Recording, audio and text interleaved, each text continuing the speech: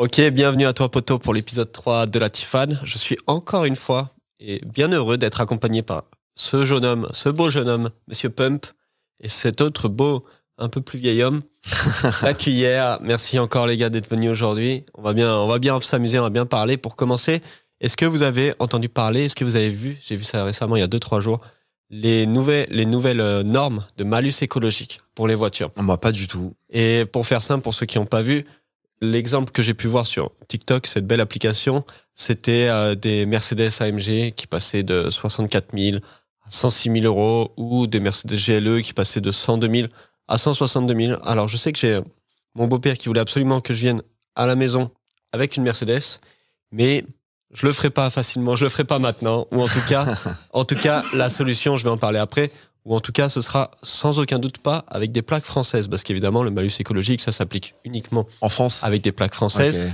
Donc, un peu l'astuce par rapport à ça, ça va être d'avoir des plaques étrangères. Et comme j'ai une société en Andorre, les plaques andorranes, c'est bien pratique, évidemment, pour ne pas avoir le malus écologique et la carte grise à 3 000 euros. Et évidemment, la carte grise là-bas est à 200 euros. Donc, pour ceux qui veulent se lancer un petit peu dans un business anti-malus écologique, vous allez lancer un petit truc en Andorre. Je pense qu'il y a pas mal de gens qui vont être intéressés maintenant pour avoir des plaques andorranes. Et tout ce truc de malus écologique aussi, ça rebondit un petit peu sur toute la tendance environnement, écologie, et un peu cette espèce de chose qu'on veut te faire comprendre et croire que l'environnement est en danger, qu'il faut faire les propres actions de manière individuelle pour faire en sorte que l'environnement soit plus en danger. Qu'est-ce que t'en penses, toi, de Pump, de toute cette histoire d'environnement? Alors déjà, moi, pour commencer, j'ai pas le permis, donc okay. ça me concerne pas les AMG, etc. Tu te sens pas concerné par les AMG, quoi. Je sens pas du tout concerné par les voitures, etc. Mais par contre, l'histoire d'écologie, tout ça, bon, moi, c'est no way, hein. J'y crois pas, j'ai jamais cru, c'est des conneries pour moi. On va pas rentrer dans les détails, mais clairement, encore un truc de plus pour mettre des règles, des choses qui vont... on va dire ennuyer les populations, créer peut-être je sais pas, toi à ton avis, c'est pour quel est leur intérêt, quel est l'intérêt de l'État de faire ça, qu'est-ce qu'ils cherchent à faire? Parce que moi j'ai pas d'avis particulier sur ce qu'ils cherchent à faire, mais je me dis que c'est des conneries, quoi. Ouais. Qui nous racontent ça de maintenant et qui nous obligent à faire ça. C'est un truc de plus pour moi, hein. C'est un truc de plus dans le contrôle, on va dire, de la population, des masses, des nouvelles règles. Ça rejoint tout ça, je le mets dans le même panier, ça m'intéresse pas, je veux même pas le savoir, voilà. Mais pour moi, les solutions de malus écologique, c'est la même, on peut l'assimiler facilement à l'euro digital au final, hein. Parce que malus écologique, voilà, on te fait payer pour l'environnement. Et comment ça s'est passé au début, les malus écologiques, je m'en souviens. Ça a débuté par des petites sommes, on va dire 600-700 euros de plus sur l'achat de ta voiture. Ça pouvait monter peut-être à 1000-1500 de plus pour l'achat de ta voiture. Et au fur et à mesure, on a fini par te dire, maintenant, pour acheter ta Mercedes AMG, ce sera double du prix de la Mercedes AMG et la moitié du prix, c'est-à-dire le double, 60 000, ce sera juste pour le malus écologique. Donc, c'est pareil un peu pour l'euro digital et on va pas aller trop sur les théories conspirationnistes qu'on peut voir un peu partout, mais au final, l'euro digital, comment ça va se passer? Au début, tu vas recevoir quelques intérêts supplémentaires sur ton compte, et tu vas te dire, c'est bien, c'est pas dans le sens où le malus écologique, tu te dis, si je paye un peu plus, mais c'est pour l'environnement, je veux bien, tu vois. Si c'est qu'un petit peu plus, je veux bien payer un petit peu plus pour l'environnement, ça me fait chaud au cœur. Et puis, l'euro digital, ce sera la même chose. Au début, ce sera un petit peu plus, on va te dire, mais tu vas gagner un petit peu plus d'argent si tu tournes vers l'euro digital. Tu vas avoir un peu plus d'intérêt sur ton compte si tu tournes sur l'euro digital. Et au fur et à mesure, on va se rendre compte que, mais t'as parlé d'un truc sur les réseaux. On a pu voir que ton Facebook ou ton Insta, il était relié à ton identité digitale. Et on a pu voir sur tes stories, grâce à l'intelligence artificielle, que tu n'étais pas forcément d'accord avec les nouvelles directives gouvernementales. C'est dommage parce que moi, j'aimerais bien que ces nouvelles directives comportementales, tu parles pas de mal de ça. Donc, ce serait bien que ton argent, au lieu d'avoir 3% d'intérêt, tu n'aies que 1% d'intérêt par an. Ou si tu es un peu plus méchant et que tu commences à faire des mauvaises choses, ton argent, on va mettre moins 2% d'intérêt par an. C'est-à-dire que si tu le dépenses pas, ton argent, à la fin de l'année, tu en auras moins qu'au début de l'année. Donc, c'est des petits trucs comme ça qui donnent une idée, avec cette histoire de malus écologique et double de prix, qui donnent une idée des limitations et du contrôle que tu peux apporter juste avec des moyens financiers, des instruments financiers qui ont l'air de rien comme ça, mais qui apportent un contrôle et une liberté inférieure à ce que ça pouvait être avant. T'as un avis ou quoi, toi? Alors moi je trouve ça fou parce que déjà le prix de ces voitures-là n'était pas forcément accessible pour une grande moyenne des gens, j'ai envie de dire. C'est vrai. On va faire une augmentation de fou furieux. De 60 000, 60 000, c'est un sacré budget déjà pour acheter une voiture. 60 000, c'est déjà un très gros budget. J'ai jamais de la vie, j'ai envie de mettre 60 000 balles dans une bagnole. Mais rajouter c'est quasiment 50 000, il va aller où ce pognon? Il va aller où? Bonne question. Parce que je suis pas désolé de ce que je vais dire, on est un des États dans le monde qui est les plus taxés, qui a le plus d'impôts. Ça continue d'augmenter, je vois toujours pas de nouveaux ronds-points poussés sur les routes. Où va le pognon? Il va aller là où il y a besoin, sans doute. Là où il y a besoin, Exactement. dans les poches des personnes qui en ont besoin et qui en ont déjà assez, très certainement. Sans doute dans les poches de certains hauts dignitaires au Mali ou voilà, dans d'autres endroits comme ça, peut-être. Moi, je trouve ça aberrant. Je passe directement sur le sujet de l'euro numérique. Ce que tu viens de dire, ça me fait juste penser à ce qu'on voit en Chine, qui a été développé depuis quelques mois, où il y a carrément un contrôle de la population avec le système de points. Ouais. C'est Black Mirror l'affaire, en fait. Ouais. Et pour rebondir sur ton histoire de crédit social, tu sais que la dernière fois, il y a quelques mois, je partais en Antarctique. Donc c'est assez marrant de partir en Antarctique déjà. Et j'étais dans l'avion à côté d'un gars qui littéralement vit en Chine. D'accord. Et l'avion, c'était du sud de la France jusqu'à Paris. Le mec, il vit en Chine. Donc j'ai pu discuter pendant 1h30 de sa sensation de commencer de vivre en Chine, etc. Et ça faisait 5-6 ans qu'il était là-bas. Et là, il venait de réouvrir les frontières, donc il repartait. Pendant le Covid, il avait réussi à revenir pendant quelques mois, et puis il repartait là-bas. D'accord. Et il m'a dit que lui, il avait jamais entendu parler de ce système de crédit social. Ah ouais? Et qu'il n'en avait jamais vu, et qu'il n'avait jamais entendu parler de Chinois ou quoi qui parlait de crédit social. Oui, donc je suis allé voir un peu plus en profondeur cette histoire de crédit social. Et c'est vrai que c'est juste des tests qui sont faits sur certaines parties de la population comme c'est des tests généralement, c'est pour aller plus loin après. Et que pour l'instant, c'est résumé à une faible partie de la population, mais que les tests ils sont très concluants. Et même s'il n'y a pas le crédit social partout, il y a quand même beaucoup d'autres choses qui me limitent et qui me font pas trop plaisir. Pour donner un exemple, tout ce qui s'est passé avec le pass de santé, c'était assez limite, on va dire. Et ils l'ont justifié en disant c'est pour la santé de tous, etc. Blablabla. Peut-être que c'est pour la santé de tous, mais en tout cas, quand il s'agissait de montrer des chiffres disant voilà combien il y en a qui sont morts de cette maladie, il y avait c'était quoi les chiffres? C'était 0. Donc pourquoi est-ce que tu mets autant de contrôle s'il n'y a pas de problème? Et pour finir avec ce gars-là, il était complètement lobotomisé. Il me sort, le gars, que la maladie, dont on n'a pas le droit de parler sur YouTube, elle venait d'ailleurs.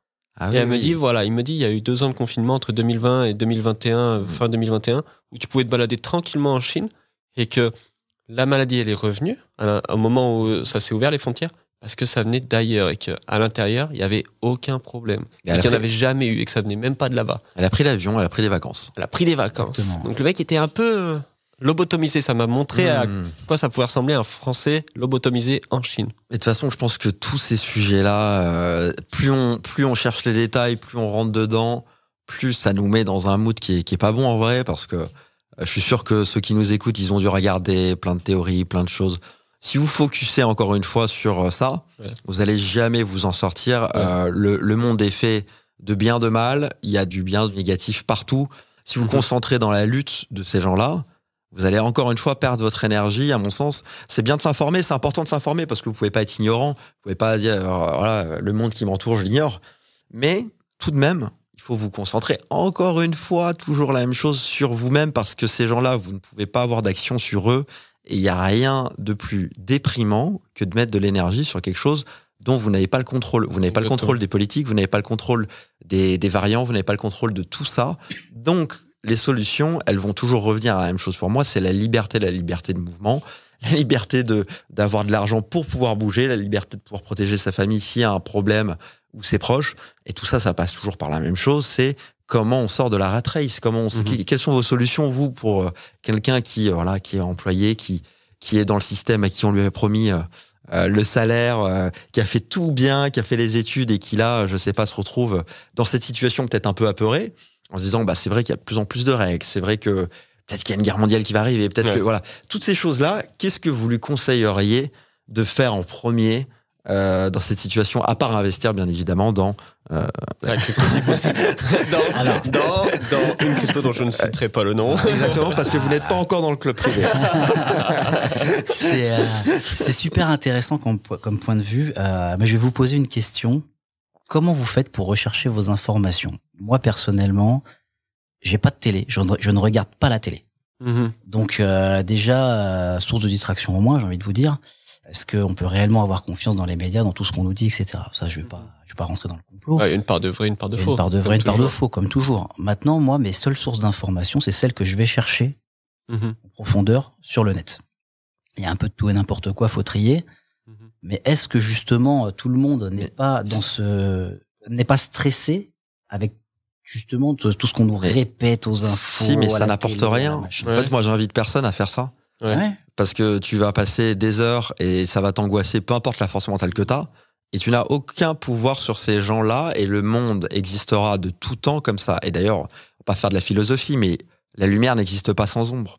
Ces gens-là ont une raison aussi d'être ici et il faut avancer. Donc, vous ne pouvez pas vous concentrer sur ça. Donc, les solutions, à mon sens, sont toujours pareilles.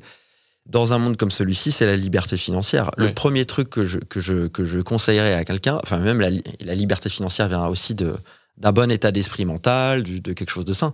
C'est voilà, quand on voit tout ce qui a pu être le Covid, machin, déjà couper effectivement les zones, les sources de médias, les choses comme ça, vous reconcentrer sur une alimentation qui est bien plus saine, peut-être avoir des compléments alimentaires qui vont pallier à certaines choses. On va pas faire un podcast que sur ça, mais entre toutes les ondes, toutes les infos, vous savez, c'est prouvé ça. Hein. Si vous avez 1000 personnes qui sont dépressives, vous pouvez être le plus heureux du monde, ça va vous influer, que vous le vouliez ou non. Ouais, Ils sont autour de vous. Ça, c'est des études qui ont été prouvées dans des prisons aux États-Unis. En gros, quand il y avait 10 personnes qui suivaient, par exemple, une thérapie, ils influaient toute la prison à être beaucoup plus calme. Et ça, c'est des résultats concrets. Donc, il faut bien comprendre que en France, surtout qu'on est un pays qui consomme beaucoup de médicaments, qui n'est pas forcément le pays où il y a le moins de dépressifs, dans un état d'esprit comme ça, si vous n'avez pas une alimentation, une activité physique, des choses qui vont vous sortir de ça et un cap, un objectif différent qui va vous permettre d'avoir une porte de sortie, vous allez subir. Et la première étape de la dépression, c'est subir ce que l'on vit. Il n'y a rien de pire chez l'être humain, tout en haut de l'échelle, c'est ne pas avoir de pouvoir. Être sans pouvoir, c'est la pire des choses. Donc, bien évidemment, couper, moi, à mon sens, couper ces infos, même si vous les connaissez, même si vous avez fait 10 000 recherches, c'est très bien, mais il faut couper ça. Faites des recherches sur ce qui va vous faire gagner. Voilà. C'est ça, mais c'est ça ce que je fais. Moi, je suis des personnes, pour le coup, je regarde pas les infos, etc. Et je me suis rendu compte au fur et à mesure des années que, franchement, au niveau des marchés, ce qui se passe à l'extérieur, il y a quasiment pas d'action qui va pouvoir influer sur le marché. Il y en a de temps en temps, une fois par an, peut-être une fois tous les 2 ans. Il va y avoir évidemment les confinements, donc ça agit sur le marché. Il y a eu peut-être récemment, il y a eu évidemment tout ce qui est augmentation des taux d'intérêt, il y a diminution des taux d'intérêt, mais ça c'est une info qui est pas du tout régie par les marchés. Il y a eu la crise en Israël qui a fait augmenter l'or et du coup a fortiori aussi les gens ils se sont dit l'or et l'or digital, le bitcoin, donc ça a influé un petit peu là-dessus. Mais tous ces trucs-là, en fait, tu t'en rends compte au moment où tu y es, mais t'as pas besoin de faire des recherches dessus. Tu regardes juste, voilà, Israël, il y a eu une guerre, ça fait augmenter l'or. Tu te dis, a fortiori, l'or digital, ça va faire augmenter le bitcoin. Mais ça, c'est un truc, tu te rends compte 2 semaines après, en fait, qu'il y a eu une guerre en Israël, et tu te rends compte 2 semaines après que ça commence à monter sur l'or. Et c'est pas trop tard, tu vois, c'est à ce moment-là où ça commence à monter. Toi, t'es à fond tous les jours, t'es aux actualités du marché, de ce qui se passe sur le marché. Tu vois que l'or, il commence à augmenter. Et c'est, en fait, à ce moment-là, tu te rends compte, il s'est passé un truc en Israël, mais ça fait peut-être 1 semaine, 2 semaines qu'il s'est passé un truc en Israël. Mais toi, ce qui compte, en tout cas, quand tu es investisseur, c'est de savoir à quel point ça va interagir sur les marchés. Tu peux très facilement, tomber dans le mauvais trou en regardant tout ce qui se passe aux infos et en disant, ça va influer sur le marché dans 1 semaine, 2 semaines, 3 semaines. C'est clair. Et ça, c'est une règle universelle dès qu'il s'agit de l'investissement. Pour le coup, ça, c'est une règle que tu dois retenir dès qu'il s'agit de l'investissement. L'investissement, on prédit pas, on réagit. Et tu réagis à ce qui se passe, parce que de toute façon, en réagissant, 1 journée, 2 journées, 1 semaine, 1 mois après à ce qui se passe, t'es quand même en avance sur tous les mecs qui vont essayer de prédire le marché. Et l'erreur de débutant que les mecs ils vont faire, c'est ils prédisent ils se disent ça va se passer comme ça. Et qu'est-ce qu'ils font d'ailleurs en ce moment sur le marché qui est en train d'exploser? Quelle est la question qu'on a le plus? Est-ce que nous devons vendre? Moi, j'ai mon cousin qui m'a envoyé un message. Salut cousin, j'ai un ami qui me demande s'il faut vendre du Bitcoin. La réponse, elle est toujours la même. Il y a plus de gens qui ont perdu d'argent voulant prédire le marché qu'en le suivant. Ça, c'est clair et net. Et de manière générale, moi, j'ai une petite anecdote sur ça. J'avais acheté l'Ethereum à $100. Ok. Pendant un an, il avait fait 100, 120, 130, 200. Je crois qu'il a été monté jusqu'à 400. J'avais fait mon x4. J'avais dit à ma copine à l'époque, mais je vends tout. J'ai tout vendu. J'étais hyper content. T'as bien prédit. J'avais bien prédit. Et ma copine à l'époque, très plus forte que moi, elle m'avait dit ah non, moi je ne vendrai rien. Et quand c'était d'ailleurs à $5000, elle m'avait dit je ne vendrai rien. Donc c'est ça aussi qu'il faut vous dire, c'est que de manière générale, il faut suivre les mouvements, suivre les marchés et surtout ne pas chercher à être ce que l'on n'est pas, parce que vouloir être trader, bon, ça c'est encore autre chose, mais vouloir analyser un marché ou autre, ce qui est très compliqué, c'est que tout le monde l'est. Tout le monde a un avis sur la crypto. C'est génial d'ailleurs. Un petit message à tous les youtubeurs, tout le monde sur les réseaux. Encore une fois, très peu des gens que vous regardez sont compétents, et je le dis sans méchanceté. C'est juste des gens qui étaient là avant. Ce sont les IAM du game, ils étaient là avant. Ils ont la reconnaissance des gens, parce que c'est comme les médecins au Moyen-Âge. Ah, c'est un médecin, donc c'est parole d'évangile. Non. La plupart des gens ne savent pas ce qui va se produire. Moi, le premier, et c'est pour ça que c'est un métier, c'est pour ça que on va aller chercher des gens qui ont de l'expérience, mais tout de même, ne cherchez pas à faire ce que vous n'êtes pas. Suivez les mouvements. Allez dans des choses qui sont safe, entre guillemets, parce que si vous êtes tout le temps dans je veux faire le x100 ou là je veux vendre parce que je vais racheter après. Combien t'as de gens qui te demandent ça, toi, en ce moment? Franchement, j'en reçois tous les jours les gens qui me disent je vais vendre maintenant que ça a monté, je vends et je rachèterai plus bas. À ce stade-là, au début du marché haussier, parce que là encore, c'est pas une prédiction, mais c'est une réaction de ce qui se passe depuis plusieurs mois. On est au début du marché haussier. Vendre alors qu'on est au début du marché haussier, alors que tu sais exactement comment ça se passe, chaque marché haussier, ça monte en parabole sans prévenir. Vendre à ce début de parabole, c'est à mon avis se tirer une balle dans le pied, et c'est à mon avis faire un aller simple vers la psychiatrie et l'anxiété et la dépression assez simplement. C'est clair. Pour le coup, moi, il y a une devise qui tourne un petit peu dans les marchés crypto et qui tourne un petit peu dans les cercles crypto, qui est le premier cycle, tu comprends, deuxième cycle, tu gagnes, tu vois. Premier cycle, tu perds de l'argent, deuxième cycle, tu deviens riche. Et c'est vrai que premier cycle, il est toujours un peu difficile. Moi, j'ai eu de la chance pour le coup de bien m'en sortir au premier cycle, mais le premier cycle, c'est là où tu te dis, je vais revendre maintenant pour acheter plus bas. Et deuxième cycle, c'est là où tu te dis, tu peux être sûr que je vais pas revendre maintenant pour acheter plus bas. Qu'est-ce que tu avais fait au premier cycle? Au premier cycle, j'avais acheté Ethereum quand il était en avril 2020, et j'avais, pour le coup, ça c'est une histoire que j'ai pas encore racontée, mais il y avait une bonne partie de mon Ethereum qui était en spot, et il y a une stratégie que j'ai utilisée qui était sur du levier. Et c'était du sorte de levier à long terme, et en fait c'est une sorte de levier qui se compound. En anglais on dit compound, c'est-à-dire où tu rajoutes des positions dessus au fur et à mesure. Et cette stratégie-là, c'est que tu prends une position, et c'est des positions que j'ai prises sur les dernières semaines, mais pas sur Ethereum, sur d'autres cryptos, je peux te le dire, qui sont Link et ING, Injective. Et c'est des positions que je prends en levier faible, qui sont des leviers x2, avec des prix d'entrée qui sont forcément baissés il y a quelques semaines, donc un peu plus bas. Et à chaque grosse baisse, parce que quand tu es dans un cycle haussier, avant que le Bitcoin arrive à son sommet, il y a en moyenne 8 fois où il va faire moins 30%. Donc à chaque grosse baisse de moins 20, moins 25, moins 30%, je rajouterai un petit peu de liquidité et j'augmenterai un petit peu le levier.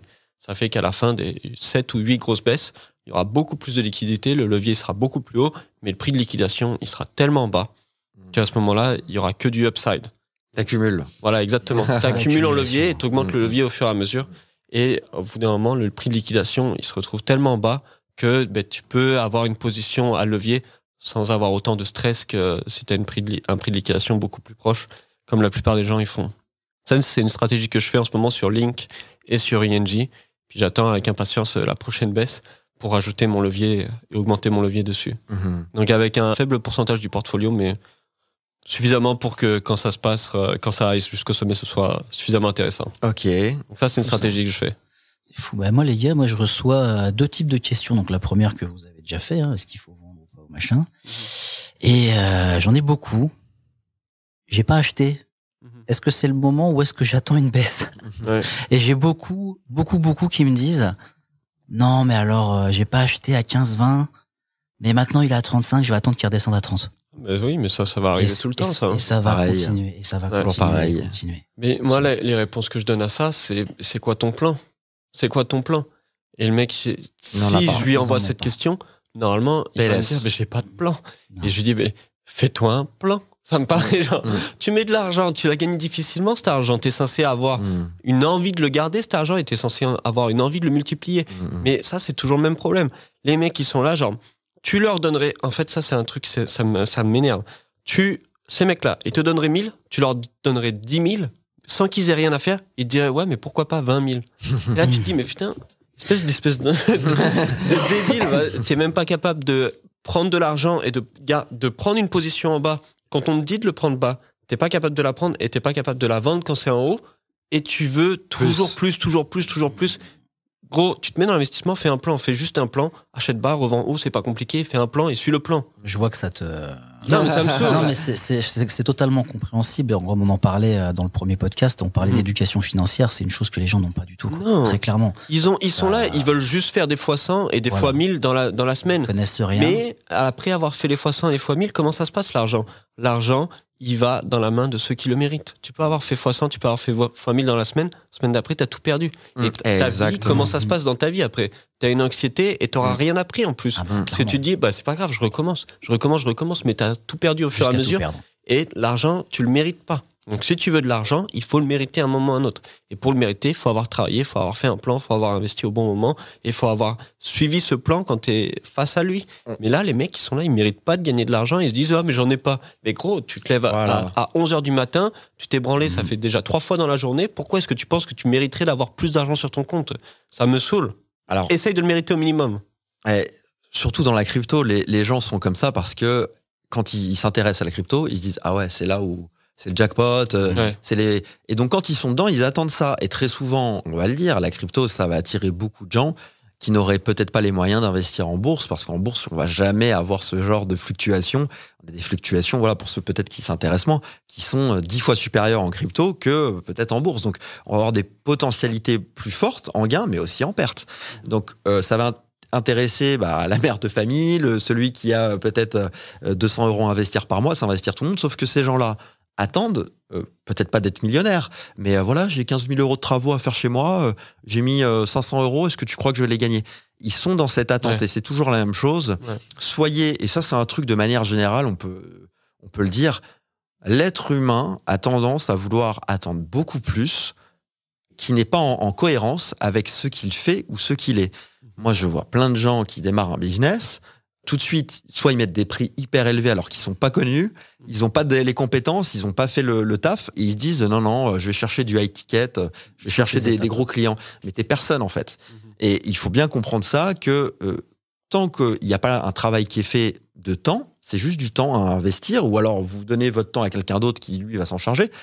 Mais dans tous les cas, vous ne pouvez pas espérer de quoi que ce soit dans la vie beaucoup, sauf au loto peut-être, sans y mettre un peu d'énergie, sans y mettre un peu de temps. Donc quand vous arrivez sur quelque chose en vous disant bah non, mais c'est le Far West. Oui, c'est le Far West, mais le Far West, il y a des cow-boys. Est-ce que vous avez un revolver? Non, je crois pas.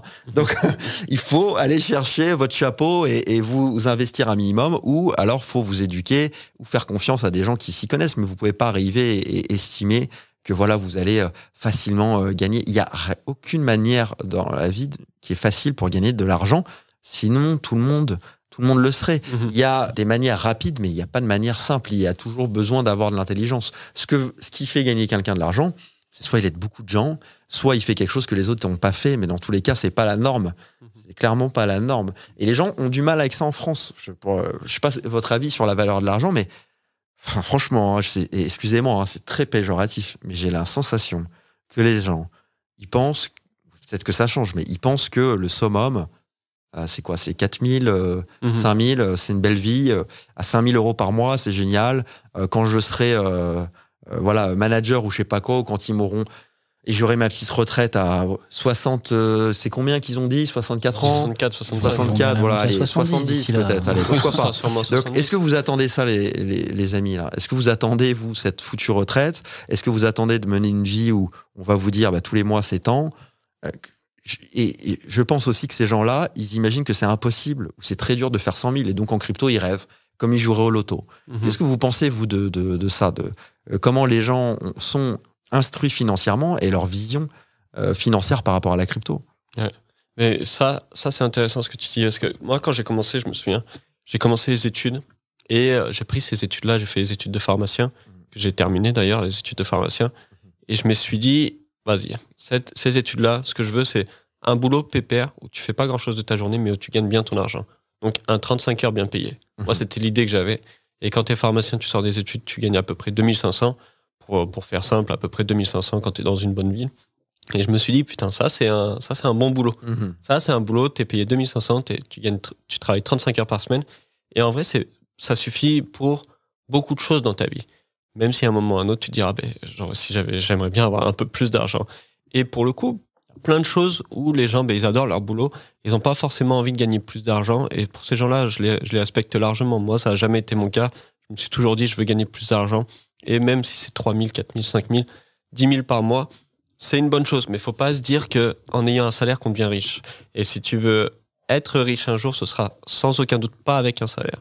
Donc, c'est juste la décision que tu prends de ta vie. Si tu as envie d'avoir un boulot bien safe, que tu as envie d'être à 35 heures et de gagner 5 000 euros par mois, tant mieux pour toi. C'est pas le genre de vie que ni toi, ni moi, ni toi, on a choisi, mais en même temps, la nôtre, elle est nettement plus risquée. Et arriver à 65 ans, si on nous donne pas la retraite, nous, on ne donnera pas la retraite, on sera obligé de se la faire soi-même. C'est pour ça qu'il faut être à la retraite le plus vite possible une fois que tu commences cette vie. C'est vrai ce que tu dis. Moi, je trouve, de manière générale, après tu vas me dire ton avis, mais même si nous, on n'est pas comme ça, je trouve que pour tout le monde, vous serez jamais épanoui en menant une vie de routine. Alors, je dis pas employé, parce qu'on peut avoir un job et qu'il soit hyper passionnant, mais vous mènerez pas une vie épanouissante, et même en dehors de l'investissement, qui est une vie sans risque. Le plus grand risque, c'est de pas en prendre, comme on dit tout le temps. Vous n'êtes pas venu sur Terre pour mener une petite vie tranquille. Non, vous êtes venu pour inspirer des gens, pour être inspirant, pour bouleverser la vie des autres, pour être bouleversé, pour vous éveiller à plein de choses, pour découvrir. Vous n'êtes pas venu ici pour mener la petite vie, puis attendre vos 64 ans et vous dire à 64 ans, et je pense que vous le savez, et qu'il y a beaucoup de gens qui sont en train de se tourner vers ça. Qu'est-ce que tu en penses, et qu'est-ce que aussi tu conseillerais, toi, puisque justement, tu as peut-être une vie plus classique professionnelle que nous. Moi. Je veux prendre la parole rapidement sur ça, parce que si justement tu es dans cette vie-là, et que t'as pas envie de la garder, cette vie-là, et que tu te dis oui, j'aime bien mon boulot, etc., mais c'est vrai que ça me suffit pas, j'aimerais avoir un peu plus, j'aimerais en gros me sortir les doigts du cul. Mais c'est assez marrant que tu penses ça, parce que c'est une pensée où c'est pas la première fois que tu as cette pensée-là. C'est pas la première fois, si tu regardes ce podcast, c'est impossible que ce soit la première fois où tu te dis, si j'aimerais bien avoir un peu plus, si j'avais su, je me serais sorti les doigts du cul, etc. Et c'est marrant parce que ton cerveau, cette pensée-là, il l'a eu souvent, et il en est arrivé à des conclusions, il en est arrivé à des solutions, et il t'a dit, voilà, le problème, tu as envie de sortir de cette vie-là, ça tombe bien, je suis ton cerveau, je suis intelligent, et j'ai trouvé un moyen de s'en sortir. Ce que tu dois faire, c'est ça. Et c'est marrant parce que pour chaque personne, que ce soit pour toi, que ce soit pour moi, que ce soit pour toi, chaque personne a son truc différent comme réponse. Chaque fois, son cerveau lui a dit, tiens, c'est ça que tu dois faire. Donc ça, ce que tu dois faire pour t'en sortir, c'est juste faire ce que ton cerveau te dit de faire. Tu sais déjà ce que tu dois faire, mais juste tu l'as pas fait parce que tu as peur, parce que tu n'as pas les couilles, parce que tu n'as pas réussi à trouver l'intention et l'obstination de te lancer à fond dans un projet. Et tu n'as pas réussi, justement, tu n'as pas fait les 20 000 pompes et tractions, tu n'as pas fait les douches froides, tu t'es pas levé à 5 heures du matin, tu n'as pas pris l'habitude de faire ce que tu dis que tu allais faire. Quand tu prends l'habitude de faire ce que tu dis que tu vas faire, ton cerveau il te dit, tu as juste à faire ça, et à ce moment-là, tu le fais, et rapidement, juste une phrase, une question pour toi. À quoi ressemblerait ta vie si, pendant 10 ans, tu ferais tout ce que tu dis que tu vas faire? Réponds juste à cette question-là, et imagine un futur comme ça, où dans 10 ans, tu as fait tout ce que tu dis que tu allais faire. Et dis-moi que ce futur-là, tu n'as pas envie de l'avoir. Si tu es sérieux et sincère avec toi-même et que tu me réponds, j'ai pas envie d'avoir ce futur-là, tant pis pour toi, le fais pas. Mais si t'es sérieux, t'es sincère et tu te dis, ce futur-là, j'ai envie de l'avoir dans 10 ans, de faire tout ce que je dis que je vais faire, fais-le, t'as juste un jour après un jour. Je vais rajouter une autre question que tu peux te poser, c'est si tout ce que tu voulais faire réussissait, qu'est-ce que tu ferais ? Combien de choses n'as-tu pas tenté parce que tu as eu peur que ça ne fonctionnerait pas ? Moi, je vais rajouter un truc. Comme tu as dit, tout le monde attend d'avoir sa petite retraite, faire son petit boulot, son petit diplôme. Moi, j'ai quitté l'école à 14 ans. J'ai fait l'apprentissage chez les Compagnons du Devoir en tant que maçon. C'est quoi les Compagnons du Devoir pour les gens qui savent pas ? Pour les Compagnons du Devoir, c'est les Compagnons du Tour de France. C'est la plus grosse école pour tous les métiers du bâtiment, d'artisans, reconnus dans le monde. Très très connus. C'est les best. Très clairement, ils sont capables de te faire un mur, le meilleur mur du monde, il est droit, tu vois. Très clairement, tu finis. Il y a énormément de références. Je vais pas rentrer dans la franc-maçonnerie, etc. Mais ça en fait partie un petit peu. C'est plus qu'artisan. Ces gens-là, tu sors de cet apprentissage. Les entrepreneurs qui viennent, ils sont à la sortie. Ils t'attendent, ils te veulent. Parce que tu es vraiment au-dessus. Bon, moi, je suis pas rentré dans ce délire parce que je suis pas trop là-dedans. Mais j'ai vite compris que la retraite, j'avais pas envie de l'avoir à 60 ans, si tu veux. Donc, j'ai quitté l'école à 14. À 17, j'avais fini. J'ai commencé à bosser et je me suis dit, à 50, je suis à la retraite. À 50 ans, je serai à la retraite. J'ai commencé à avancer, à réfléchir comment j'allais faire. Et comment t'as fait ? Parce que tout le monde a envie d'avoir la retraite plus tôt. Je me suis dit... L'armée. Non, pas du tout, pas tout de Parce suite. que t'as la retraite plus tôt à l'armée. Je me suis dit... Alors, t'as la retraite plus tôt, mais t'as pas grand-chose. T'as pas grand-chose. Croyez-moi, vous avez pas grand-chose. Et c'est pas avec une vie. Alors, faut je vais vous le dire. Un SMIC, un truc comme ça, à 55 ans, quelque chose comme ça. Mon salaire le plus élevé, à l'armée, j'étais à 1450. Ouais, c'est pas... D'accord. Et les gens viennent pour les missions. Quand je partais en opération, je prenais 3002, 3003 par mois. Ouais. Ce qui n'est pas énorme. Mais ça fait pas une retraite élevée, quoi. Ça fait pas une retraite très élevée. Tu rentres d'opération, c'est pas rien. T'as pris 14, 15 000. C'est quoi la retraite là maintenant ? C'est 55 ans. Parce que ma mère était adjudant-chef, donc je connais un petit peu. Oui, mais adjudant-chef, t'as une très belle retraite. Mais c'est toujours sous soldat de base. C'est pas officier, c'est toujours sous offre. Tu fais officier, je vais pas faire un débat là-dessus. Jusqu'à 55 ans, si t'es resté je trouve ça honteux. Brigadier, c'est que... ça très honteux. La plupart des officiers, des grands officiers, quand ils partent en opération, sauf les mecs qui sont vraiment chauds, les autres, ils sont tous à la clim. Ils sont dans les bureaux à la clim. Je dis pas que leur travail est inutile. Je dis que les mecs touchent des sommes monstrueuses, que moi, j'ai risqué ma vie pour 15 000 balles sur 4 mois, et j'en ai pris sur la gueule. Après, logiquement, ils ont quand même fait des missions, etc. Il y a une logique là-dedans. On est d'accord. Mais tu es dirigé vers l'armée par rapport à cette histoire de retraite ou... En fait, moi, c'est parce que le bâtiment ne me convenait plus, et puis niveau santé, je me suis dit, je vais me ruiner. Donc l'armée. Donc j'ai dit, vas-y, je suis encore plus ado, je vais à l'armée. Alors, la clope, non, c'est pas bon. Par contre, s'il y a un petit peu de coquédéron, les gars, moi je suis chaud, parce que j'aime pas trop les histoires de fumée. Attends, tu vas rire, parce que moi je suis vraiment parti sur un truc, je me suis intéressé, quoi. Vous allez me dire, moi je suis rentré au service des essences des armées, donc on s'occupe de toute la logistique, de l'armée de l'air, de l'armée de terre, de la marine, etc. Oui, c'est ça, toi tu t'occupais de la logistique. Exactement, la logistique pétrolière. Il faut savoir que sans essence, t'as pas de char qui avance, t'as pas de bagnole, t'as pas d'avion qui décolle, t'as rien. C'est pour ça qu'ils ont eu du mal là aussi en Ukraine aussi. Exactement. Le carburant, c'est un peu le nerf de la guerre. Tu vois, et ça, c'est quelque chose... C'est grâce à ça qu'on a gagné la Deuxième Guerre mondiale aussi, parce que là-bas, en Malaisie, il y avait une blockade, justement, et du coup, les Japonais ne pouvaient pas recevoir le pétrole, et ils ont du mal à... Exactement. Pour la petite histoire, le service des essences, alors c'était pas vraiment le même nom, a été créé pendant la Seconde Guerre mondiale.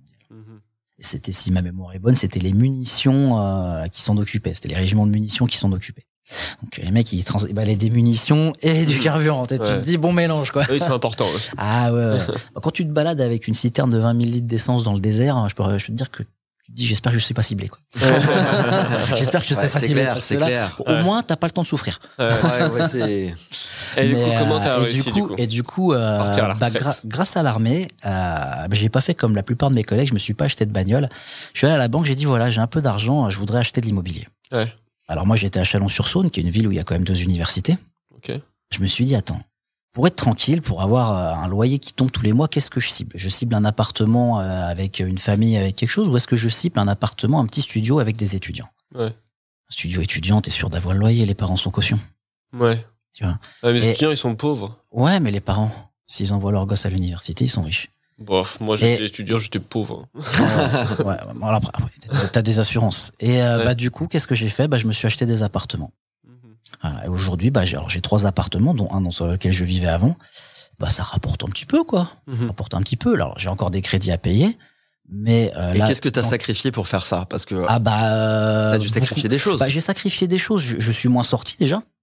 Je suis moins sorti que mes potes, même si j'ai vie de célibataire endurci. Qu'est-ce que t'as dû faire? La chouille. Je me suis pas fait plaisir à m'acheter une BM à 30 000 balles, machin. Je veux dire, alors sur Chalon, on avait une chance énorme, c'est qu'un studio de 20 mètres carrés, ça coûtait 25 000 balles à l'époque.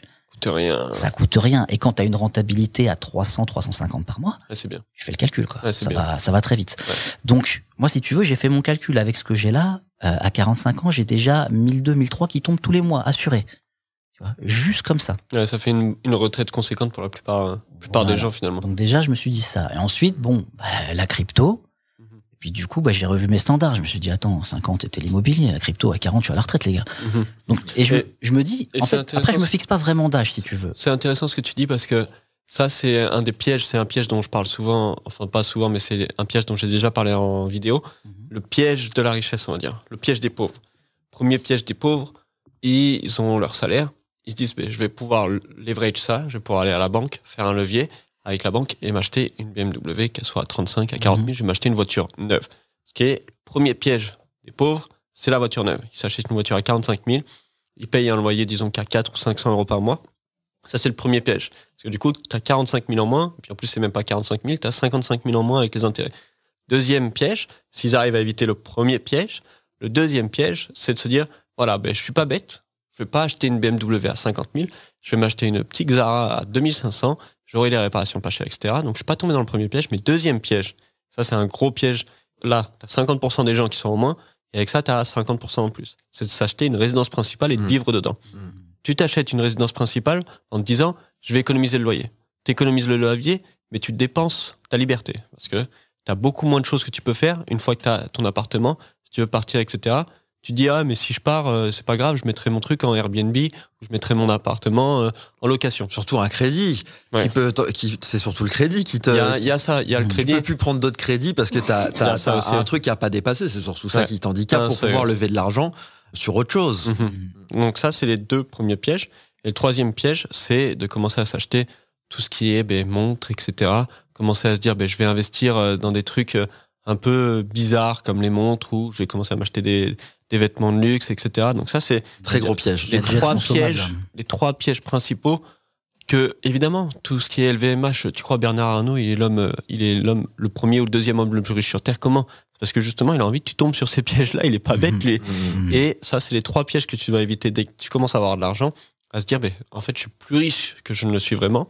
Je gagne 2500 euros par mois, je vais commencer à m'acheter une voiture à 50 000, je vais commencer à faire un prêt pour me prendre une résidence principale, et en plus, j'aimerais bien m'acheter un petit sac Louis Vuitton. Qu'est-ce qu'on peut en faire de cet argent ?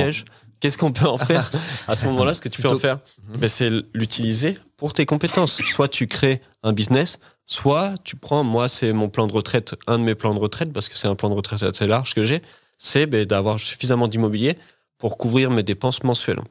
Donc j'ai des dépenses mensuelles en ce moment qui sont un peu élevées, je ne vais pas dire combien elles sont, mais elles sont élevées. Et du coup, je veux avoir un plan immobilier pour surpasser ces dépenses mensuelles. Et c'est à ce moment-là où je me considérerais à la retraite. Mais évidemment, je dépasse évidemment déjà mes dépenses mensuelles avec plusieurs business. Et d'avoir ensuite, au-delà de ces trucs immobiliers, avoir des parts dans plusieurs business, des business que soit j'aurais monté, soit j'aurais pris une part à l'intérieur, je serais co-associé, etc. Pour que les business continuent à grossir, mais que moi, j'ai plus besoin. Maintenant, je suis à la retraite, on va dire. Mais toi, t'es déjà trop loin. Pour la plupart des gens qui nous écoutent, t'es déjà trop loin. Je suis peut-être un peu trop loin. T'es dans le futur. Je suis peut-être un peu dans le futur, mais c'est le plan. Mais quand tu vois, t'as dit un truc super intéressant. T'as dit investissez sur vos compétences. Ouais. Alors, qu'est-ce qu'on fait là? Je pense à la personne moyenne, l'étudiant qui finit ses études, la personne qui a démarré son boulot, la personne qui a 40 ans qui veut changer. Qu'est-ce qu'elle peut faire dans sa journée? Tu le sais déjà ce que tu peux faire dans ta journée. Tu fais ce que tu dis que tu vas faire parce que tu t'es déjà posé la question, comment est-ce que je pourrais gagner plus d'argent? Et ton cerveau, il a déjà répondu à cette question. Et c'est juste que tu l'as pas fait. Et c'est juste que t'as pas suffisamment été obstiné à le faire pour justement avoir les résultats et avoir le fruit de ton travail. Alors j'entends déjà d'ici certains qui vont dire mais j'ai pas le temps. J'ai pas le temps. J'ai mes enfants. Alors ça aussi on va en parler. J'ai pas le temps, je peux pas, j'ai pas les moyens. Toutes les excuses que vous allez pouvoir vous dire, c'est les choses qui vous aident à conserver votre identité psychologique de je suis qu'un employé, je suis ceci, je suis cela, c'est inaccessible, etc. Tu m'as dit tout à l'heure un truc très intéressant, tu m'as dit, voilà, moi, parce qu'en fait, j'en ai eu un qui m'a dit ça, qui m'a dit, mais alors, qu'est-ce qu'il faut que après ma journée de travail, je fasse quelque chose? Ben non, tu m'as dit, lève-toi plus tôt. J'ai dit, si t'as pas le temps, lève-toi plus tôt. Voilà. C'est peut-être difficile, c'est difficile évidemment de se lever plus tôt. Moi, pendant une longue période, je me suis levé très très tôt, 5h, 5h30, et encore aujourd'hui, tous les jours, c'est à 6h, alors que j'ai pas besoin de me lever à 6h.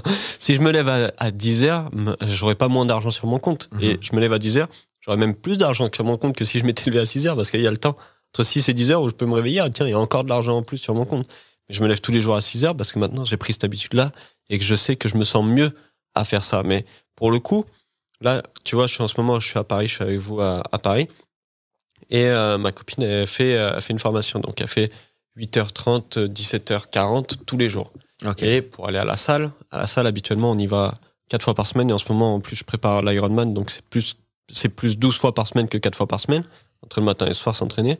Et pour y aller 4 à 5 fois par semaine, quand tu fais 8h30, 17h40, les mecs qui n'ont pas pris l'habitude avant de commencer la vie active, je sais pas comment ils font. Honnêtement, je sais pas comment ils font, parce que nous, alors qu'on y va déjà tout le temps, y aller à 17h40, c'est une galère. Donc, la solution que tu peux faire, c'est prendre l'habitude, et c'est prendre l'habitude, une habitude par une habitude. Tu peux pas commencer à te dire, voilà, demain, je me lève à 5h, je vais aller à la salle à 18h, et en plus, je vais gagner de l'argent de 20 à 22h. Totalement. Tu fais une habitude par une habitude, et quand tu te lèves, si t'as pas le temps, tu fais l'activité la plus importante qui te rapportera le plus d'argent. Et cette activité-là, tu la connais déjà, et si tu la connais pas déjà, tu vas sur Internet, tu regardes comment gagner de l'argent, et tu verras bien une façon à l'intérieur de ces comment gagner de l'argent qui te plaît le plus. C'est là où tu te dis, je suis plus capable de gagner de l'argent comme ça. Tu prends ton téléphone, tu te lèves à 5h, tu fais une activité qui gagne de l'argent. Tu fais ça pendant 2 ans. Si t'as pas plus d'argent, c'est que tu dois changer de cerveau, changer de tête, changer de tout. Alors, totalement. Ça, ouais, clairement. Je vais rebondir juste sur ce que t'as dit, là, les gens parce que j'en ai plein dans mon entourage, qui me disent souvent, ouais, mais j'ai pas le temps. Alors ça, moi, c'est un truc, t'as pas le temps. Mais je les comprends ceux qui disent ça. Moi, je leur dis, revois tes priorités. Aussi, c'est vrai. Revois tes priorités, parce que moi, j'ai pas toujours eu des bras comme ça. Bien évidemment, ça a pris du temps. J'étais un peu gros, même à l'époque. J'ai mis le sport et ma santé en priorité. Et bizarrement, tu l'avais le temps. Et bizarrement, j'ai trouvé du temps. T'as trouvé du temps. Tout simplement. Et moi, ça me rend fou les gens qui me disent j'ai pas le temps. Comme je dis la dernière fois, je peux comprendre qu'il y ait des vies de famille, qu'il y ait machin, qu'il y ait bordel. Ton temps, au lieu d'aller regarder ta série Netflix là, tu l'utilises pour autre chose. C'est revoir ses priorités. D'ailleurs, moi, je me dis souvent, quand quelqu'un me dit j'ai pas le temps pour te voir, je me dis, c'est pas que t'as pas le temps, c'est que je ne suis pas ta priorité. Exactement. Donc c'est très en lien avec ça. Mais pourquoi les gens ils disent ça? Moi, je sais, la plupart des gens, c'est parce que ça leur paraît impossible. Peut-être qu'il y en a qui écoutent, qui disent ouais, mais vous c'est facile, vous êtes déjà là, voilà, vous avez investi au bon moment, vous avez de la chance. Non. Je dois pas faire partie de ces gens-là. Non mais tu vois, il y a des gens qui vont trouver là aussi des excuses pour nous. Dire ouais mais vous, attendez. Oui, il y a une part de chance dans tout ce qu'on fait. C'est la vie, ça fait partie du jeu. Maintenant, résumer la réussite ou la liberté financière à la chance, c'est impossible. C'est impossible. Donc vous devez absolument vous ouvrir à l'esprit et arrêter de regarder vos pieds, quoi. Regardez le ciel, regardez les possibilités. Si votre ville, voilà, je reprends encore l'exemple de La Rochelle. Moi, à La Rochelle, c'est simple, les métiers qu'il y avait, agent immobilier ou restauration. Il y a dans toutes les rues un putain de bar, un putain de restaurant et une agence immobilière. S'il y en a un qui me trouve une rue dans La Rochelle où il y a pas un passage et qu'il n'y a pas ni un resto ni une agence immobilière, vous m'envoyez un message. Je te paye une huître. Voilà, je te paye une huître. C'est impossible. Donc tous les étudiants ou tous les gens qui vont travailler là ou qui veulent rester à La Rochelle, soit c'est des fils à papa qui sont payés et voilà, ils attendent, ils font autre chose. Soit ils travaillent dans la restauration, soit ils travaillent en agent immobilier, soit ils sont à l'usine dans les trucs, voilà. Mais en gros, voilà, ce genre de cas, si la ville dans laquelle vous êtes ou le lieu ou les personnes dans lesquelles vous êtes ne correspond pas à vos ambitions, il faut en changer absolument. Ouais. Bien évidemment que l'endroit où vous êtes va aussi influer l'environnement. Voilà, on a parlé un peu des parents aussi la dernière fois, l'environnement, les amis, tout ça. Il faut changer, il ne faut pas hésiter à changer et pas hésiter à vous dire, voilà, il y a d'autres possibilités ailleurs. Il y a toujours des solutions à tous les problèmes. Ouais. Ça, toujours. Quand tu le dis, c'est intéressant parce que je vais te dire deux choses. Quand tu regardes n'importe quel film, à partir du moment où tu vas regarder un film, ça suit un petit peu toujours la même storyline. Ça s'appelle le Story Hero. C'est une histoire qui a été faite par un mec il y a déjà une 50aine d'années, qui est reprise par tous les Hollywood. Et à partir du moment où tu as regardé un film, on va prendre Le Seigneur des Anneaux pour faire un exemple. Seigneur des Anneaux, Frodon est dans sa comté, tranquille, avec son oncle, et il vit sa petite vie avec son pote Sam, etc. Ils vont aller voir les citrouilles. Il vit sa petite vie, mais bien tranquille, et d'un coup, il y a un mec qui arrive, Gandalf, avec son grand chapeau et sa barbe grise, qui lui dit, ben voilà, j'ai un truc pour toi. Maintenant, c'est l'anneau. Mais l'anneau, évidemment, si tu veux faire un truc avec ta vie, et si tu veux faire un truc avec l'anneau, ça va pas se passer dans la comté, il va falloir que tu l'amènes directement au Mordor. Donc, au Mordor, dans le volcan, là-bas, et tu vas aller foutre le truc à l'intérieur. Et dans chaque histoire, que ce soit le Seigneur des Anneaux, que ce soit Joe, je sais pas comment ça s'appelle Joe, là. C'est le truc avec le requin, là, à l'intérieur, peur bleue, non pas peur bleue, mais bref, toutes ces histoires. À partir du moment où tu vas avoir un gars à l'intérieur, il change toujours, de toute façon. Il change d'environnement. C'est le premier truc qu'il fait. Il change d'environnement. Et ensuite, il a les péripéties. Et ensuite, il rencontre son mentor. Et ensuite, il a les premières péripéties, les premiers obstacles de la mort, etc. C'est comme ça que ça se passe. Et donc, une des façons les plus simples, et c'est une façon que moi j'ai utilisée dans ma vie personnelle, à partir du moment où je voulais gagner plus d'argent et que je voulais vraiment devenir quelqu'un d'autre, j'ai changé d'environnement. Et c'est ce que j'ai fait quand j'étais en 2020. J'ai voulu changer d'environnement, je voulais gagner plus d'argent. Je suis parti de Limoges où j'étais, je suis allé vivre à Prague pendant 3 mois parce que je savais qu'il me fallait changer d'environnement, il me fallait changer de tête. Et c'est là-bas où j'ai appris plein de trucs, c'est là-bas où j'ai commencé à gagner aussi beaucoup plus d'argent. Ça a été ce truc-là de changer d'environnement. Et ça, c'est un truc qui est pas forcément facile à faire, mais si tu veux changer d'environnement, si tu es prêt à changer d'environnement, choisis un environnement où il y a de l'argent. Parce que si tu veux gagner plus d'argent, tu vas là où il y a de l'argent. Et on en parlait la dernière fois, les endroits comme Dubaï, les endroits comme Singapour, les endroits comme Hong Kong, même les endroits comme Bali, pour le coup, c'est des endroits où il y a beaucoup d'argent qui traîne, il y a beaucoup d'argent qui tourne, et des endroits comme Dubaï, Singapour et Hong Kong, il y a des mecs là-bas, ils sont 10 millions sur le compte, ils ont 20 millions sur le compte, tu leur dis, passe-moi 10 000 ou un truc comme ça, les mecs, ils en ont rien à foutre de 10 000. Pour eux, donner 10 000, basta, tu vois, c'est juste un pourboire 10 000. Et tu vas en France, va dans une ville, peut-être Paris à la limite, où tu vas trouver des gens dans la rue qui diront genre 10 000, je te le donne. En France, à Paris, peut-être. Mais là-bas, c'est partout. À Dubaï, les mecs, ils vont foutre leur Rolls-Royce avec des diamants dessus, quoi. Ils vont plaquer leur Rolls-Royce de diamants. C'est bien qu'il y a de l'argent quelque part, là. Il y a de l'argent qui traîne et qui s'envole. Mais ça aussi, c'est un truc magnifique. Je le ressens profondément. Quand on n'a pas d'argent, on a l'impression qu'il y a de l'argent nulle part. Ouais. Et quand on commence à en avoir, on a l'impression qu'il y a de l'argent partout. Ouais. Je vous assure que c'est vrai. Quand vous n'avez pas d'argent, vous avez l'impression que vraiment c'est très dur et que c'est hyper complexe, hyper compliqué et que vous ne trouverez pas, etc. Et quand vous commencez à en gagner et que vous êtes dans des cercles avec des gens qui en gagnent, vous voyez exactement ce que Ulysse, il dit. Vous voyez que des gens qui vous disent, mais mon argent là, je pense que je peux le placer où, ou qu'est-ce qu'il faut faire en ce moment. Il y a tout le monde qui a envie d'investir ou mettre de l'argent sur quelque chose, et c'est pas un cercle restreint, c'est pas juste l'élite ou quoi. C'est beaucoup de gens. D'accord ? Donc, il faut vous ouvrir l'esprit, il faut ouvrir les yeux sur d'autres choses. Si ça vous correspond pas où vous êtes ou les personnes avec qui vous êtes, faut en changer, tout simplement. Alors, moi, j'ai une phrase que m'a dite quelqu'un des baleines. Donc, les baleines, précises. Parce que les baleines, ils vont croire que tu parles aux animaux. C'est vrai. Alors, même si tu as beaucoup de talent, tu parles le grand bleu. Non, alors, le groupe des baleines, en gros, c'est un peu le groupe élite dans lequel les gens viennent pour faire la formation que tu as créée pour le trading. Alors, ça a un groupe privé dans le groupe privé de Telegram, on va dire. C'est plus simple. C'est plus restreint, mais vraiment. Et donc, tu as quelqu'un qui t'a posé. Et qui m'a invité. On a discuté, on a mangé au restaurant et t'as invité. Il m'a ouvert les yeux sur un truc. Il m'a dit cuillère, ouvre les yeux, l'argent, t'as qu'à te baisser pour le ramasser. Il m'a dit ça, il m'a montré des trucs. Il me dit voilà, regarde, laisse-toi ramasser l'argent. Surtout en ce moment. Et en fait, j'ai fait putain, mais il a raison. Mais il a raison. Alors déjà, je le voyais avec la crypto, je le voyais avec le groupe. Et quand il m'a montré ça, j'ai fait je dis ok, j'ai compris. Et depuis, ça fait que monter. En fait, on a tous besoin, on parlait du déclic dans le dernier épisode. Et tu vois, ça, je pense que ça peut être une personne. J'ai pas eu l'idée la dernière fois, tu vois, ça peut être une personne, une simple phrase, tu vois. Il me dit, regarde, il me fait les gestes en même temps, regarde, laisse-toi, ramasse-le. Je pense que tu vois de qui je parle. Oui, bien sûr. Voilà, je vais pas le citer, mais moi j'étais choqué. Je lui dis, il se fout de ma gueule et tout. Et il m'a montré, j'ai dit, wow, ok, c'est bon, j'ai compris, vas-y, j'y vais. Ouais, il faut changer d'état d'esprit, clairement. Anecdote, faut changer sortez d'état du moule. d'esprit. Sortez du moule. Obligatoirement. Il y a beaucoup, il y a trop de limitations. Vraiment, on en reparle encore, mais c'est parce que c'est hyper important.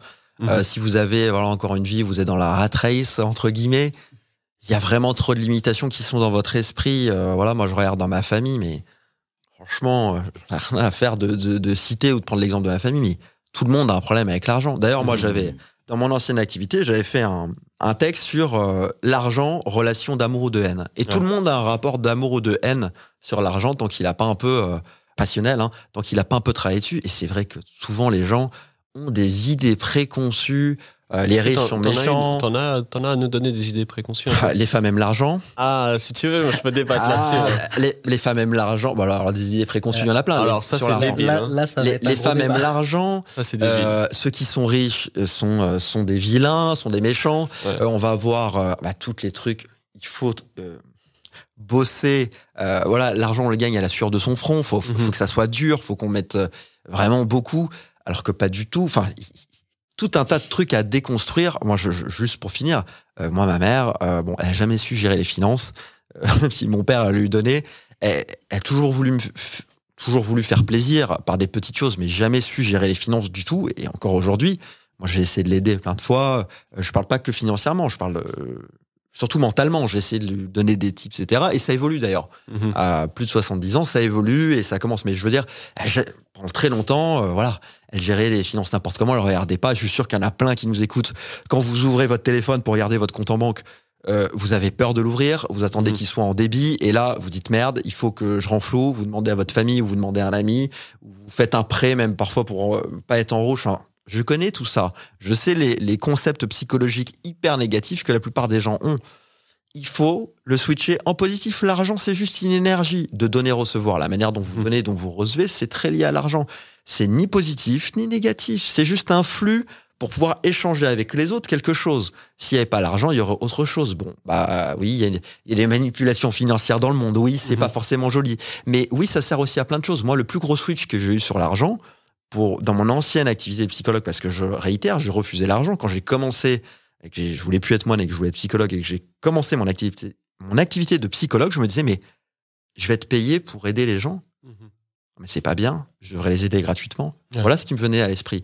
Et pendant très longtemps, je vous assure que j'avais pas de clients liés à cette pensée. Et il y a un gars qui m'a dit un truc un jour, il m'a dit, mais Ulysse, si tu as plus d'argent, tu vas avoir plus de clients et tu vas pouvoir aider plus de gens, puisque tu vas pouvoir t'agrandir, faire de la pub, aller à des endroits. Donc en fait, en ayant plus d'argent, tu vas aider plus de monde. Je dis, waouh, ok, donc l'argent, ça peut être positif en fait. Bah oui, ça peut être hyper positif. Et vous en avez forcément des notions négatives. Si vous n'en avez pas assez, c'est que vous avez des notions négatives liées à l'argent. Posez-vous la question, dans votre famille, dans votre esprit, quels ont été les exemples négatifs ? Et vous allez avoir des réponses. Et déjà, les switches, ils doivent passer sur ça, parce qu'après les actions, comme dit Ulysse, comme dit Jérémy, vous les connaissez. Elles sont à la portée de tous. Elles sont à la portée de tous. Il n'y a pas de recette secrète. Il y a des choses que vous devez faire quotidiennement. Mais il faut avoir le mindset qui soit ouvert. Et ça, c'est les erreurs que peuvent faire les mecs, tout ce qui est humanitaire, etc. Moi, j'ai un pote, encore une fois, on a fait du frisbee avec lui. Donc, on le connaît, ce pote Pierre-Louis. Il part sur les idées humanitaires. Et moi, je suis totalement d'accord avec cette histoire d'humanitaire. Parce que la piscine de talent, du côté humanitaire, que ce soit en Afrique ou dans tous les pays du tiers-monde, la piscine de talent, elle est énorme. C'est des mecs qui ont vraiment la hargne et qui veulent vraiment s'en sortir. Contrairement à beaucoup de Français qui sont mous, je le répète, mous, eux au moins, ils sont pas mous. Et eux, ils ont vraiment envie de s'en sortir. Et quand tu vas au Nigeria, tous ces pays-là, ils ont vraiment envie de s'en sortir.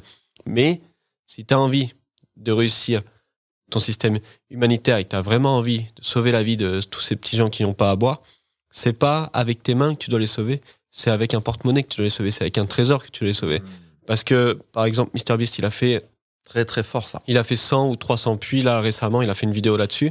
Tu crois qu'il a fait 300 puits en allant dans 300 puits pour Ouais, en Afrique. Pour donner de l'eau dans les endroits où ils n'avaient pas d'eau. Dans les endroits où ils n'avaient pas d'eau. Tu crois qu'il a fait 300 puits en allant sur la rue Jean Médecin ou en allant sur l'Élysée en disant aux gens vas-y donnez-moi de l'argent pour l'humanitaire, etc. Non, il a fait 300 puits parce qu'il s'est bougé le cul, qu'il a fait des vidéos sur YouTube, ça fait 3 ans, qu'il a plus de 100 millions d'abonnés ou 200 millions d'abonnés et maintenant il fait 300 puits. Exactement. Donc si t'étais vraiment un mec dans l'humanitaire et que tu voulais vraiment sauver la vie de ces gens-là, mais tu serais millionnaire. Parce que c'est que comme ça que tu peux sauver la vie de ces gens-là. Donc essaie de te ranger à l'intérieur de ton cerveau et te cacher derrière une fausse bonté. Une fausse bonté et te cacher derrière un esprit, une personnalité humanitaire alors que tu l'es pas du tout et que tu sais pas quoi faire de ta vie. Si tu veux être humanitaire et que tu veux sauver les gens, tu vas gagner des putains de millions. Il y a que comme ça que tu peux sauver le monde entier. Donc c'est pas avec tes bras que tu le fais, c'est avec un porte-monnaie. C'est terrible ce que tu dis, mais c'est la pure vérité. J'espère que tout le monde a bien noté ça. Si tu veux aider les autres, la meilleure manière avant, c'est vraiment de pouvoir, toi, te libérer dans ta propre vie. Et là, tu pourras libérer les autres. Il n'y a pas d'autre manière. Si demain, il y a une guerre mondiale, si demain, il y a un autre confinement, tu fais quoi si t'es sans ta retraite? Si demain, ils te mettent la retraite à 99 ans, tu fais quoi avec ton SMIC? Tu vas faire quoi? Tu vas sauver ta mère, ta femme, tes enfants? Sûrement pas. Donc, et tu pourrais être le plus gentil du monde et avoir les meilleures intentions. Ouais. Mais il faut que tu puisses atteindre ce niveau-là, ne serait-ce que pour toi. Ouais, c'est clair. Et dans les idées préconçues qu'on a pu avoir un petit peu sur l'argent. Alors, l'argent et les femmes. Voilà. Il y a l'argent et les femmes. Attention. Mais ouais, on va partir sur l'argent et les femmes. Toutes ces idées-là, évidemment, c'est des conneries. Mais c'est des conneries monumentales. Je vois la copine que j'ai, elle était avec moi quand j'avais pas d'argent. Et maintenant que j'ai de l'argent, elle est avec moi aussi. Et ça n'a pas changé notre relation. Même, je dirais même que elle me préférait quand j'avais moins d'argent, on va dire maintenant. Ouais. Elle me préférait quand j'avais moins d'argent que maintenant que j'en ai beaucoup plus. Parce que maintenant, elle se pose la question, ben voilà, en tant que femme, en tant qu'identité féminine, est-ce que je dois être avec lui parce qu'il a de l'argent ou est-ce que moi aussi je dois continuer à travailler? Et du coup, elle a un petit peu ce conflit à l'intérieur de son identité. Elle me préférait quand j'avais moins d'argent. Donc, les femmes, elles en ont rien à foutre de l'argent. Ce qu'elles veulent, c'est avoir du fun, c'est avoir une belle vie. Elles ont plusieurs critères à l'intérieur de leur cerveau quand elles choisissent avec un homme. Et l'argent, c'est vraiment un critère secondaire, voire tertiaire. Le plus important pour elles, c'est le fun. Le deuxième plus important, c'est évidemment de faire du bon sexe. C'est quand même le truc le plus important. Quand tu es dans un couple avec une femme, elle met ce critère numéro 1 et numéro 2, le fun, etc. Donc l'argent, c'est vraiment numéro 7. C'est l'argent au même niveau que si ses parents l'aiment bien. Tu vois, c'est vraiment au même niveau. Donc l'argent et les femmes, c'est des conneries. Et un autre truc qui arrivait assez régulièrement en termes d'idées préconçues que mon père il a pu mettre, c'était ces histoires de c'est pas grave, il faut travailler plus pour gagner plus, ou toutes ces choses comme ça. Et du coup, ça, c'est l'idée que les gens ils se font, c'est j'ai pas assez d'argent, au lieu de faire 35 heures, je vais faire 40 heures. Il faut travailler plus. Ouais, ça me rappelle un président. Ouais, c'est ça. Quoi. Donc, il y a une part de vrai, évidemment, parce qu'il faut travailler plus pour gagner plus, mais il faut pas travailler plus en heures, il faut travailler plus en cerveau. Il faut que tu fasses travailler plus ton cerveau plutôt que faire travailler plus tes mains. C'est comme ça que ça doit fonctionner pour gagner plus d'argent. Il faut que tu trouves un moyen de multiplier ton temps et de multiplier les personnes à qui tu vas trouver des solutions. C'est un exemple très simple. Donc moi, j'écris très humblement 2 petits livres en psychologie, qui sont un bien vendu, l'autre un peu moins bien. Quand vous mettez du temps, par exemple à ce qu'on fait, on va passer 1h30 à faire un podcast. On démultiplie le temps par le nombre de gens qui vont l'avoir vu. Absolument. Ça reste 1 heure de notre temps, mais ça va être des milliers d'heures dans la vie des milliers de personnes. Ouais. Quand j'écris un livre, c'est pareil. Je passe des mois à écrire, mais une fois que c'est fait, je peux le vendre à un tas de gens. De la même manière, vous devez penser à pouvoir démultiplier le temps que vous allez investir ou trouver une solution qui va pouvoir soit être déléguée par d'autres personnes, soit pouvoir aider un nombre de gens beaucoup plus grand que juste du one-one. Le truc de coaching, tous les trucs qui vont vraiment utiliser votre temps, c'est pas ce qui va pouvoir vous libérer au niveau de l'argent. Ça peut être utilisé au début, on va dire. Ça peut être utilisé au début. Si tu te dis, c'est pas grave, je continue à travailler 1 heure, mais au lieu que mon heure, elle me rapporte 10, elle me rapportera 50. Ça, c'est un truc qui peut vraiment être utilisé au début, mais très rapidement, tu dois t'en échapper le plus possible. Là, j'ai un pote qui est assez connu sur les réseaux qui fait du coaching. Et sa solution, du coup, ces coachings-là, lui, il est obligé de continuer à travailler pour faire ce coaching-là. Il fait coaching, ce qui est fitness, etc. Et il gagne très bien sa vie à le faire. Le problème, c'est qu'il est toujours obligé de travailler pour le faire. Il est parti en vacances et il était obligé de travailler pendant ces vacances-là.